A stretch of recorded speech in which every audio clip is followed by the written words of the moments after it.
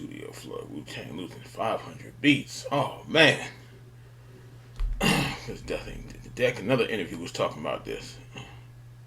Because they had that in the Wu-Tang story, the American Saga. So yeah, so it was true. That's hard. That's I whoo. Pissed off ain't the word. Yeah, back then, RZA was making a lot of music, in his basement, and we took an L too right after we dropped. I think it was the 36 Chambers album, maybe Method Man's album. I think we lost a lot of shit though. It was records that Meth had still had more shit than we had more other joints that we never really got to really like fucking with fully. Because RZA had a lot of shit, and then he caught a flood in his house, so. Once the flood happened, it's like he might have lost probably like over 500 beats. Mm. That was still, some shit that was worth listening to. It was just all kind of sounds and music. And like I said, a lot of people didn't know Dirty was making music.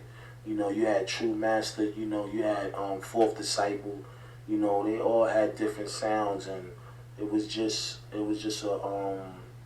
collage of organic violins and certain eerie sounds, and then knockers and bangers and beats that was like challenging to us though, because there was so many of us, so everybody was coming in dropping records on their own.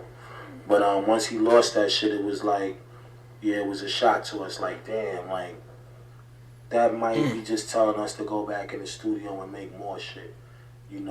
Sometimes shit like that happen. And I tell people all the time, like artists, like back your shit up though. You think it never can happen, your shit, you better, shit, you know what I mean? If you count on it, I might have like 3 drives of my music, just to have it, you know what I mean? Keep one in the crib, keep one over at my man's house or something, like, just in case if, something happened, though. You never know. Yo, check it out, you know what it is, the chef Raekwon, man, chillin' my peoples, man. DJ Booth, what's good? Hold it down, come on. Man, something similar happened back in the day, with all the stuff getting tore up.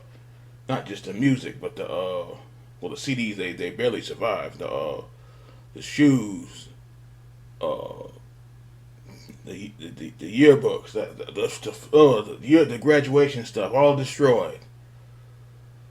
Whew. And found out a couple years later, the turntable was busted up in the box. Know about that? I was pissed off. And guess the records barely survived, but never saw the records again. '07 was horrible. Yeah, but he lost his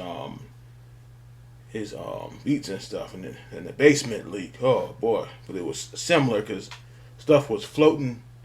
Some of the crates was floating by in the water. Some of them sinked in the water, and you don't want to know what water it was. It was horrible.